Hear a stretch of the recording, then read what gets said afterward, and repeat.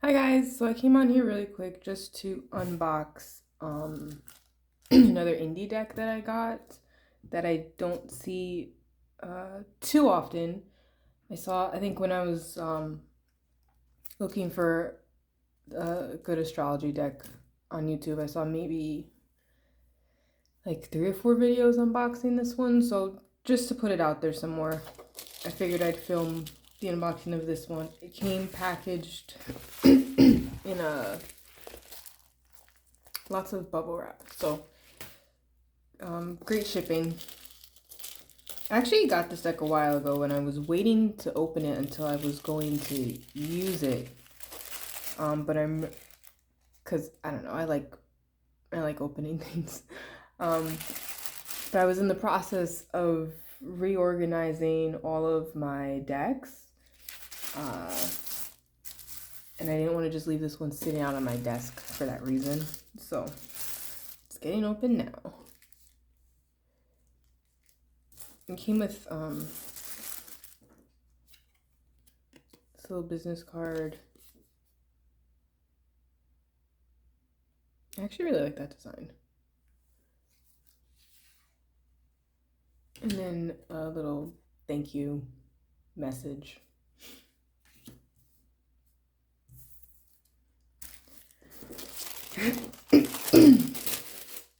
Sorry, I've been having my allergies for like the last 2 weeks now.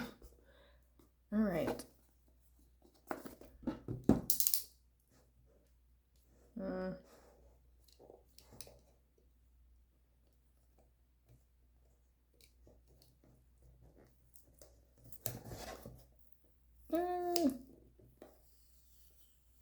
Okay, not too much damage. And then I'm sure there's one on the other side.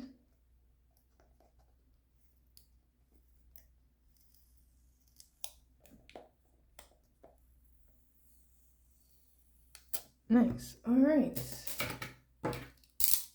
Didn't need the box cutter at all. So, this is the front of the box. Gorgeous design.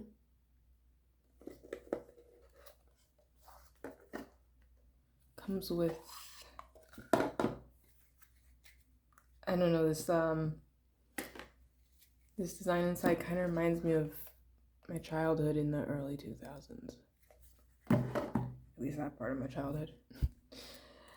Yeah, I'll let you guys look at the backs over here, and then I have really nice guidebook. Here's how it's organized. They have the houses, the signs, and the planets, and just how to use the cards. So let's actually jump to that. Oh wow. This is interesting. Pisces Sun, Aquarius Moon, and Aries Rising. 2 of the 3 are in my chart also. So what page was I going to? 97. Okay.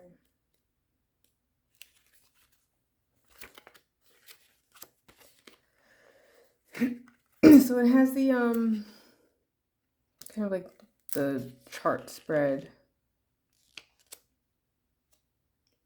I imagine most people at this point know that you can use astrology cards to make just kind of lay out your chart. Setting up a house to look at.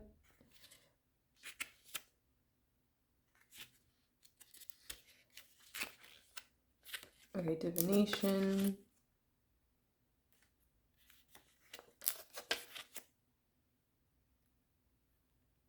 Oh, that's interesting.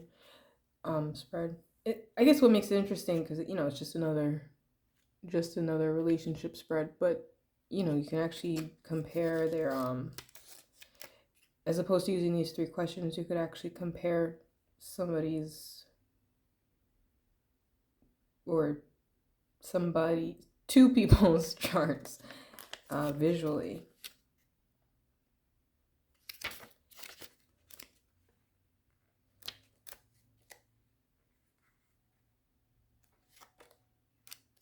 just as an example of what they talk about for each of the signs.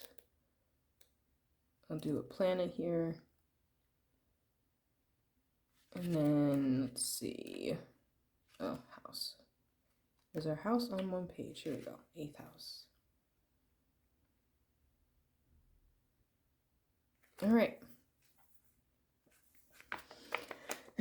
So part of me rearranging my decks is that I did decide to put them in the boxes from which they came, because I'm focusing on, as if you've seen other videos on my channel, I'm focusing on only using certain decks and certain amount of decks each season, spiritual season for me. So it's kind of just helping me minimize distraction to have the other decks in boxes. They're still gonna sit out of my bookshelf, like on the shelves around my altar, but I don't know, they're less, seems just less excessive that way. I think the reason I had started not leaving them in the boxes is because I kind of bought more decks exponentially, and so when I only had like 5, it was nice to have them all out at once, but I'm not at that stage anymore. So rearranging, redistributing the energy. And also kind of like having some of the boxes, because the guidebook is in there, and some of the boxes are really nice actually. So I guess is it going like this? Yes. All right. So I'm just going to do the flip through. Probably won't be saying too much because talking is starting to make me cough.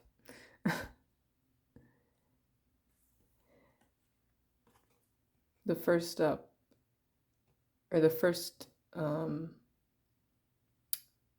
thing that we have are the houses, and then the second thing in here is I believe the signs, and then the planets are last.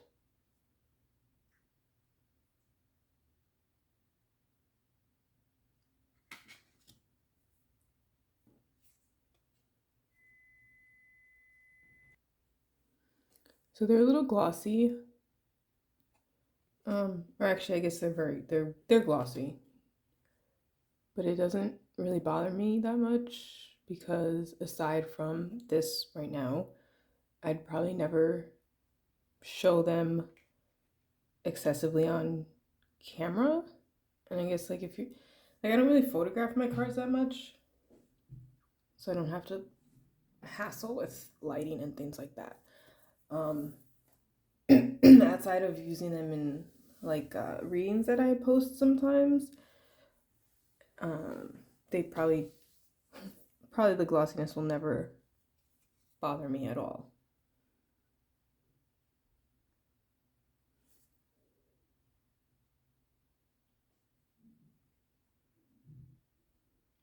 I like this. There's so many layers in the collage images here, because even just with the 3rd house, what just came to mind was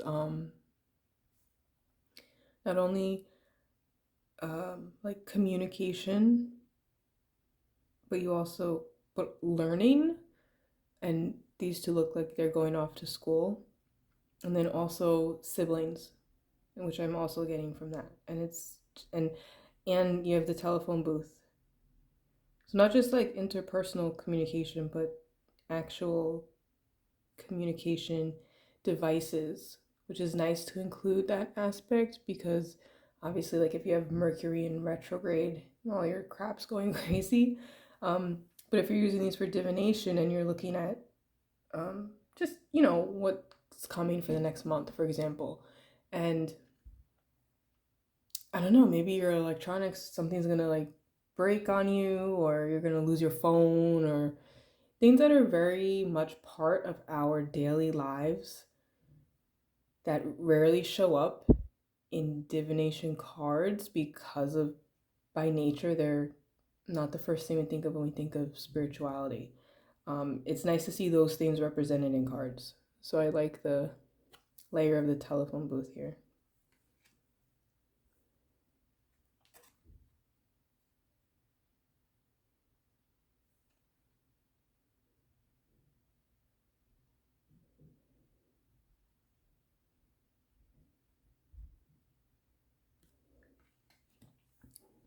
I did watch flip throughs of other astrology decks, and I liked this one and chose this one because um, it relied on imagery as opposed to keywords.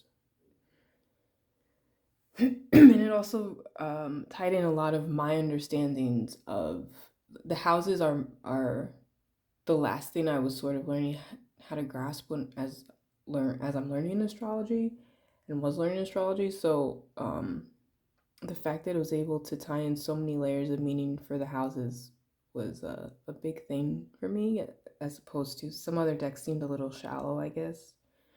Like this one, you have not only um,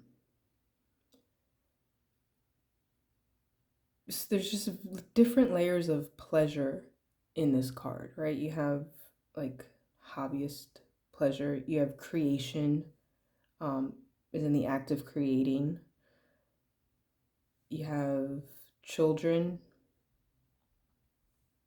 you have more creation here, and you have the sexuality aspect of the fifth house, like sex in terms of pleasure, as opposed to,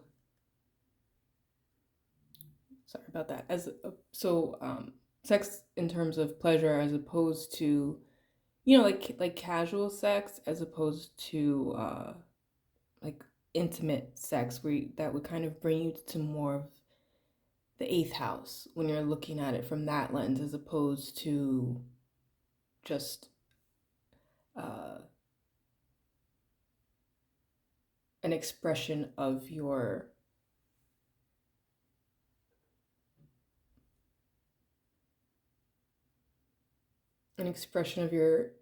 liberation almost.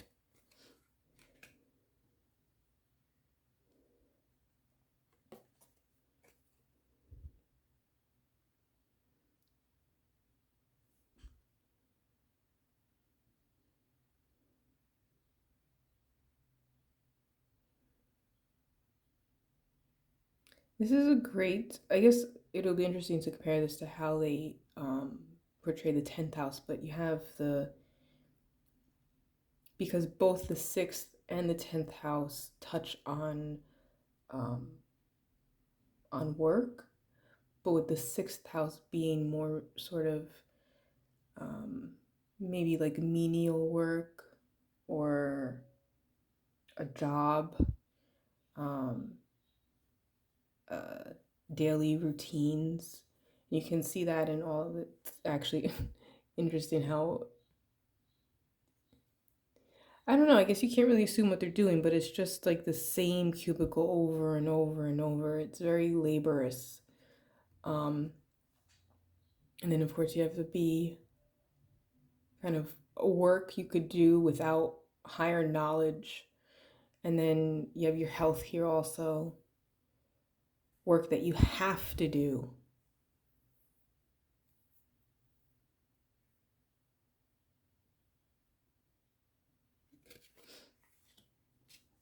We'll see what the 10th card looks like.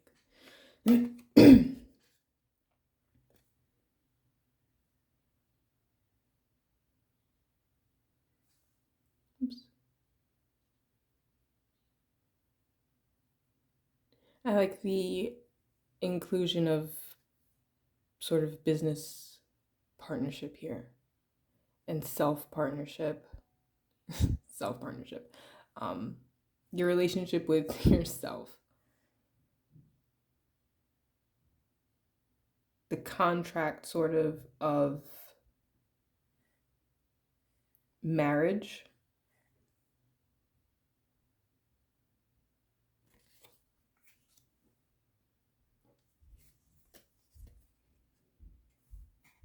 And this is a great card for the eighth house. The eighth house was for me anyway the hardest house to grasp. Um, Kind of just by nature, right? I mean, it's the house of like taboos and secrets, and I sort of landed on the house of intimacy. So you have the most intimate of experiences here. You have sex, death, um, sort of again secrets, that you don't share with the outer world, your deepest bonds. Even like I think a lot of times joint finances kind of falls into the eighth house, and that is actually, if you think about it, a very intimate sharing between two people, especially in this day and age. You can see up in the corner too, they have sort of what appears to be a naked woman just sort of walking up the stairs in the dark.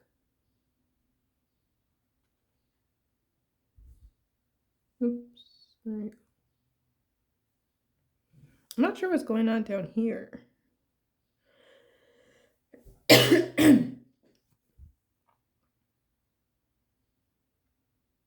Oh, sorry for the shaky camera.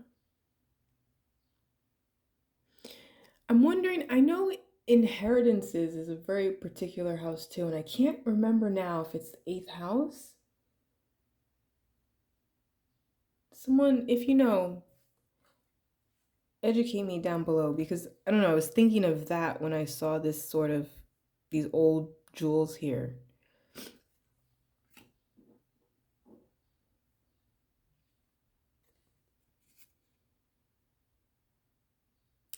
I love this ninth house card because uh, sort of like the house of philosophies, and this is obviously bringing me back to ancient Greece, which is where people think of like the great philosophers, like Socrates and Plato. Okay, well, my light went out, so it's gonna be a little yellower. But anyway, you also have travel.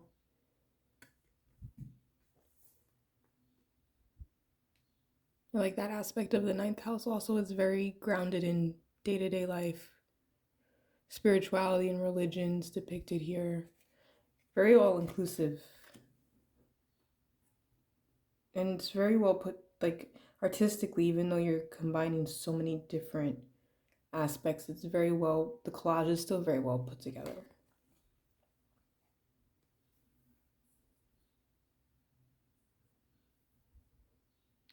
This is okay, so we were going to talk about the 10th versus the 6th house, and with them both kind of pertaining to work.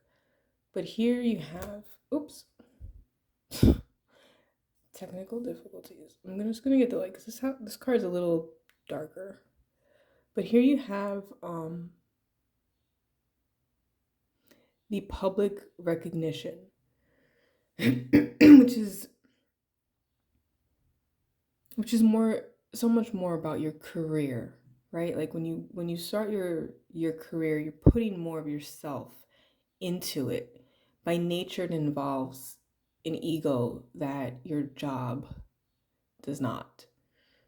Um, and there's also that aspect of recognition in the 10th house and power dynamics. You can even sort of see possibly like the government aspect in this as well, just as from people following a leader.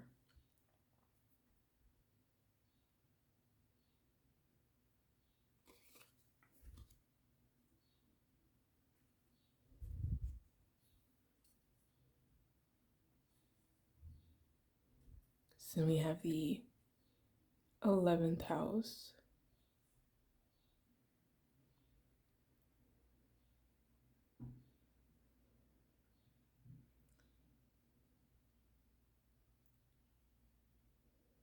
I like this because it sort of offers an opportunity for you to imagine the. I mean, of course, yes, there's community here. You have the many making up sort of one. Um,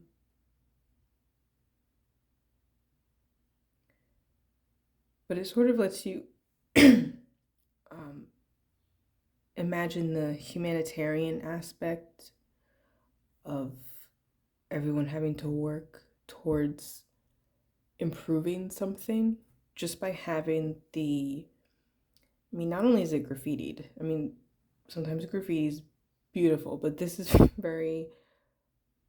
The infrastructure is sort of run down, so in that notion, there's a implication that a group will have to work to fix something. And I think that light that it shines on the group dynamic is done really well.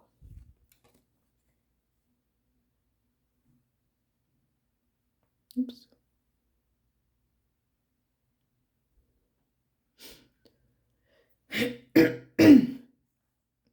I like to think of the 12th house as one's subconscious.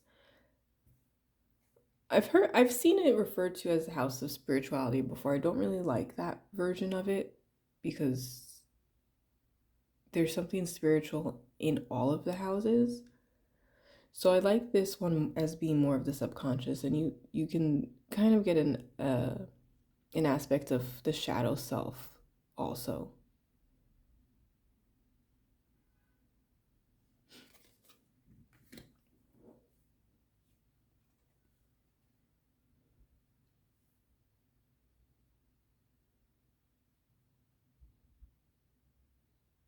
I like this Aries card. I especially like the astronaut and sort of the idea of being the first one to initiate um, an action or the first one to go do something, the pioneer sort of.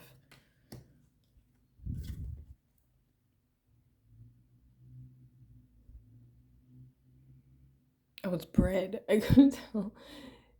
I think they're making bread. I like that because it's so sensual. Like, that's such a sensual task. And that's kind of what you think of when you think of Taurus, right?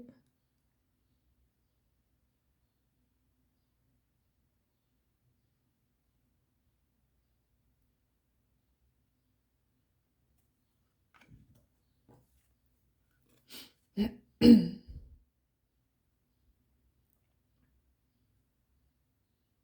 like the twin aspect you have with the hummingbird, and I also like this is I also like that it is a hummingbird because I mean, few people, not few people, but um, not everyone can say they've seen a hummingbird in real life in the wild.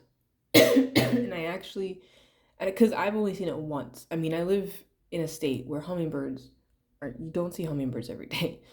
Um, but when I did see one in person, it was so fast that I didn't realize what it was.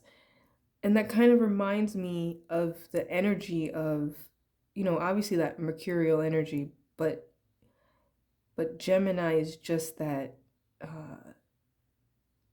like can just jump from one thing to another seamlessly. They're almost like the spy of the zodiac. They're just good at so many different things, and the transitions are almost flawless.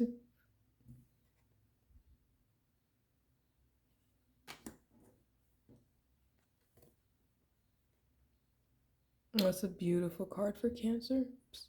It'll help if I put it in frame for you.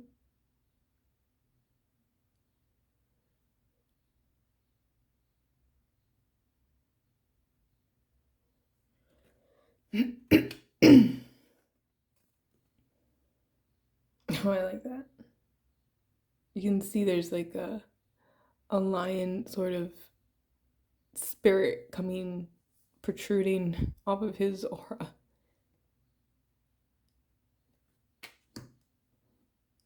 Also love how his hair, I mean, he has great hair. At least it looks great in the picture. And, you know, Leos love their hair.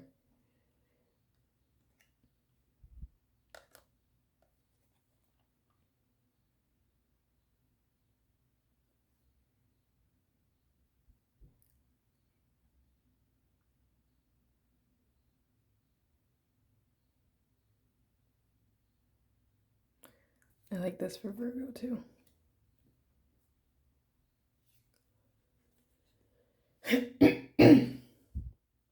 I don't know. Actually, I kind of almost wish that they portrayed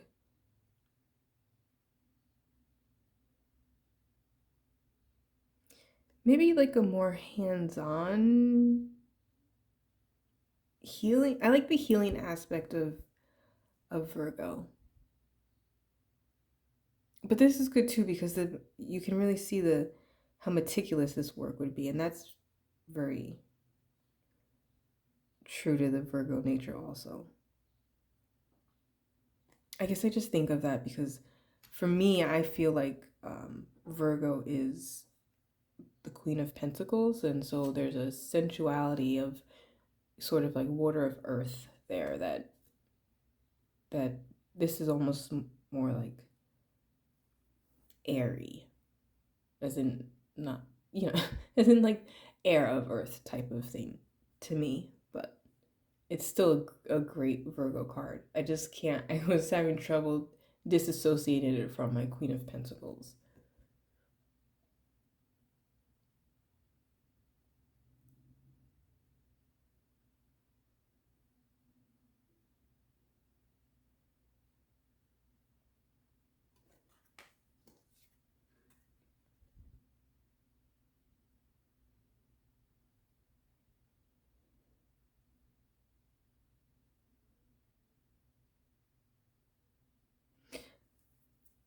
I think this is an onion. Let me get the light right on it. Just bear with me. But yeah, this is definitely, I mean, to me anyway, it looks like a red onion. And that's very scorpionic. Oh, that glare. Sorry.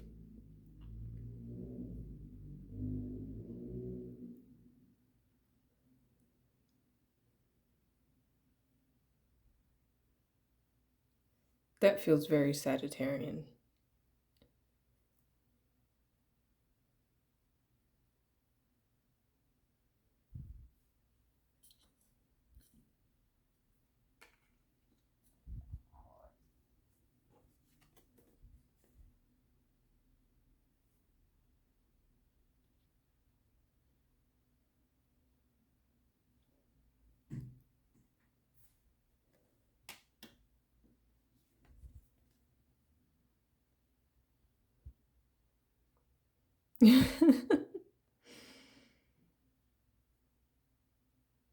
This is so this is so true. The water bear,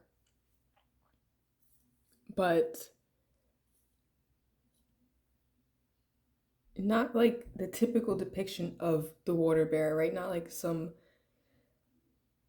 nude female figure just pouring water out of a vase, but it actually looks like someone from another planet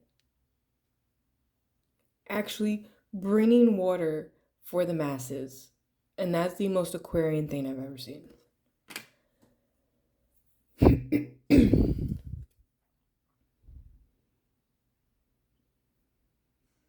And then Pisces over here crying. Give us some credit.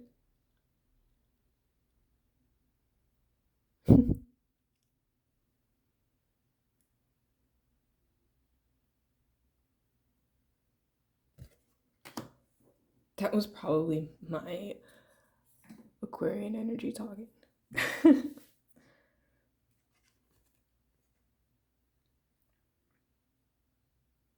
Beautiful sun card.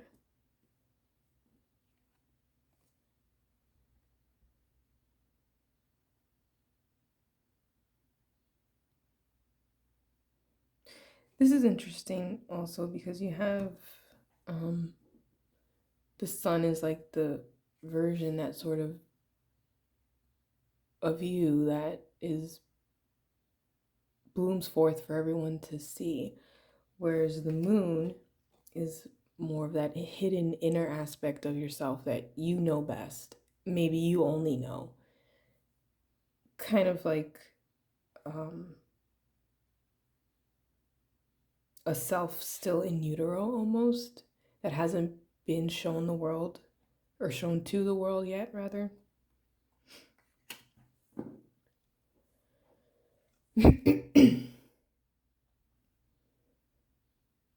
I love this speed here.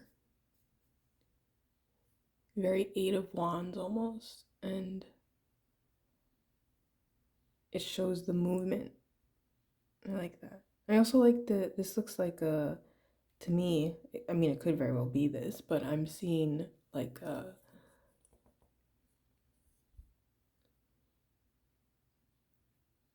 um, there you go. Sort of like a network grid. And then you have a city in the background here.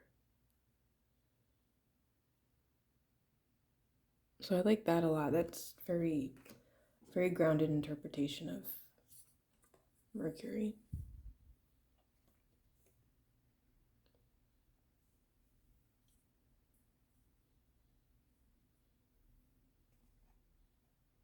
I like the little, I wouldn't even call this an Easter egg, but the little seashell nod to the birth of Venus.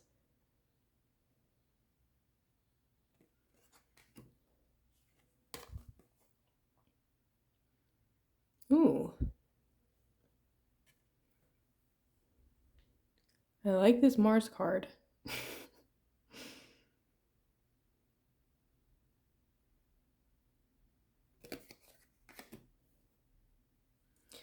I think that this has such talkative descriptions with imagery. And I looked through a lot of Astro card flippers, so I like this depiction here because not only do you have the sort of abundance, but you have the feeling of growth and expansion.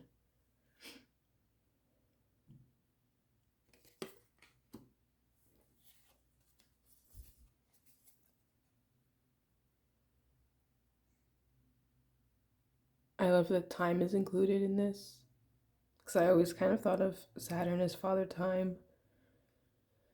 And I like that it's an older person.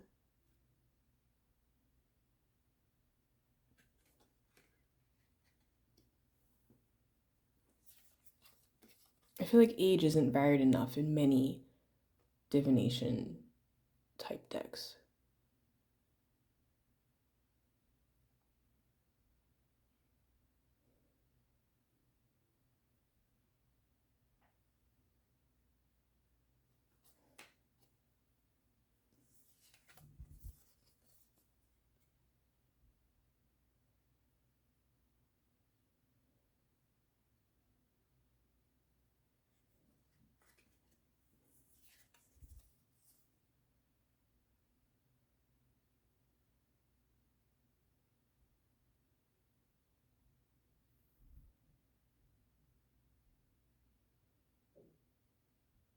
I love this Pluto card.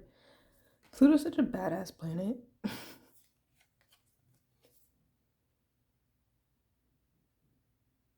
Oh, actually, let's look at these two together. I like it.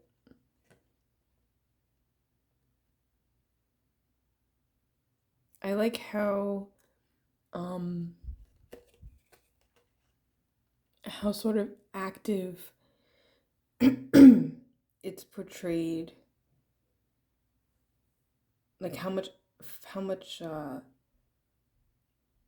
active energy it takes to move towards something, but the passive energy of of releasing something. Like, you know, bags are already packed. You're just kind of chilling here, watching the sunset. Because isn't that so true? I mean, oftentimes when we're cleansing or releasing, we put more energy into something that we're trying to let go of than we put into building the new.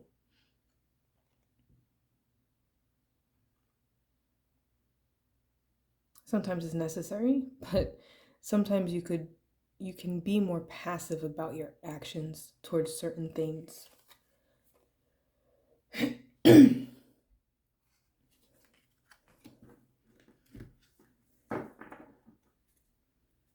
And I'm just gonna shuffle it. I know I like seeing how things shuffle if I'm watching a flip through. So they're kind of stiff, but not in a way like they're stiff, but it feels like they'll definitely loosen up.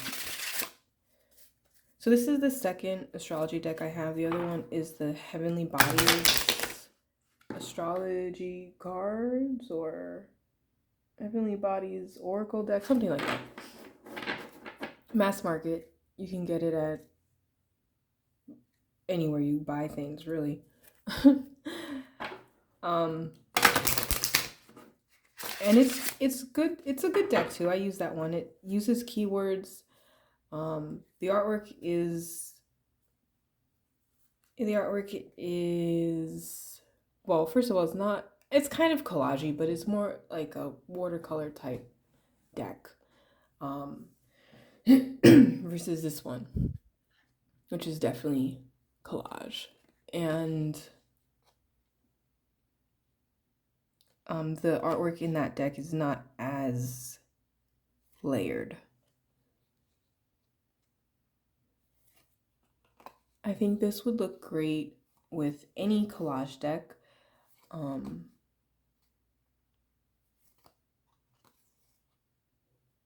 And I especially have two decks in particular in mind that I want to use this with, just because I think the energy would bounce really well off of each other.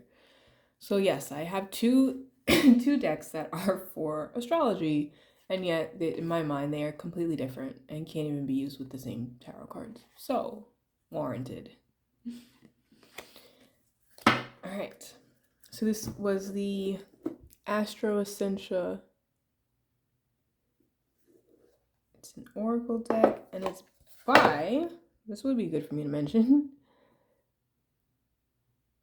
So it was written by Courtney Saul. I wonder if the artwork.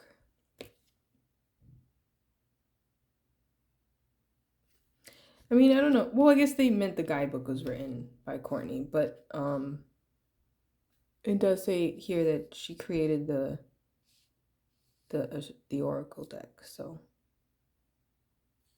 she must also be the deck creator.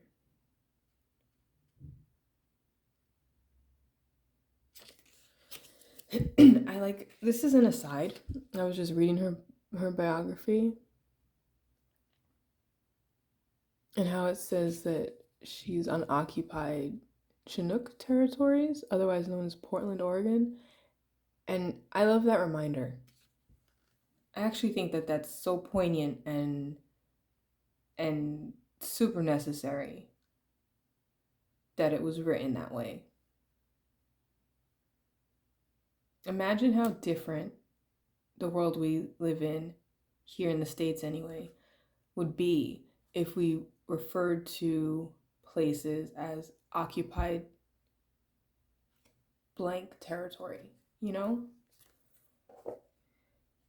Maybe we'd remember where we came from as Americans. I put American in quotes because so most of us, all of us, are immigrants if you go back far enough, compared to the actual Native Americans, you know? So anyway, that was much appreciated on her part. or I much appreciated that she did that. I can't speak anymore. You can get this on, I bought this on Etsy, I believe. I will link below. If it's still available, then I'll at least link the shop from which I bought it. And I'll see you next time.